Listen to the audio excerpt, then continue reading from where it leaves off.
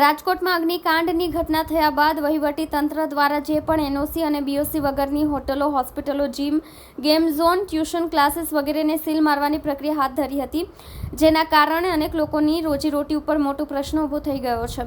Corporation દ્વારા ઝડપથી seal ખોલે તેના માટે માંગણી કરવામાં આવી રહી છે.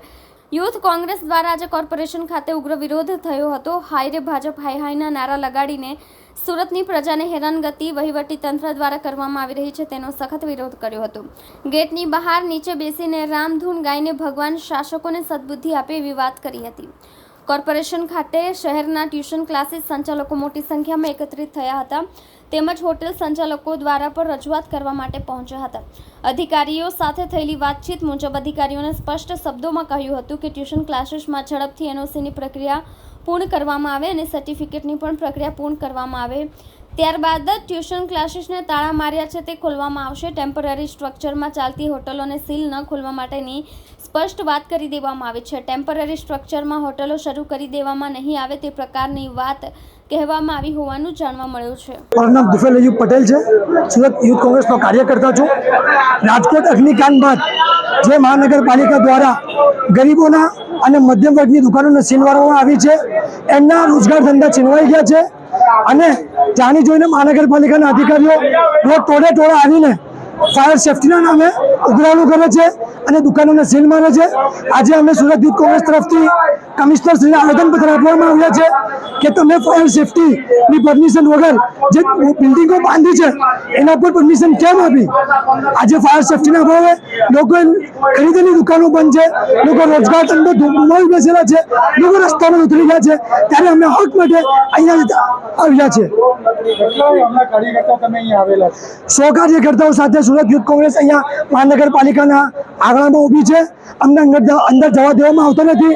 પોલીસ પણ આ લોકોએ બોલાવી લીધું છે. અગર જો દુકાનોને સીલ મારવાનું બંધ નહીં કરે અને દુકાનો સીલ નહીં ખોલે તો આવનારા સમયે ગુજરાત યુથ કોંગ્રેસના કાર્યકર્તાઓ સાથે અને ઉદ્યોગપતિઓ સાથે મળી જનવ્યાપી આંદોલન કરીશું. मेहुल देसाई, सूरत शहर युवक कांग्रेस प्रमुख।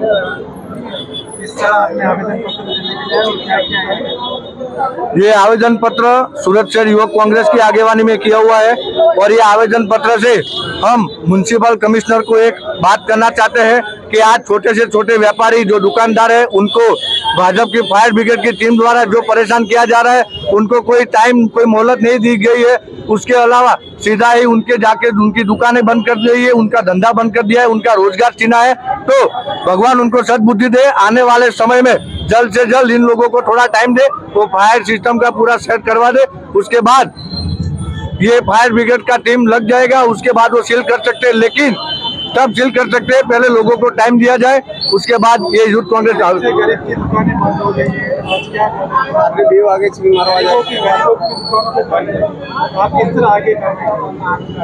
आज सूरत युवक कांग्रेस एक शांति से आवेदन पत्र देने के लिए आया है.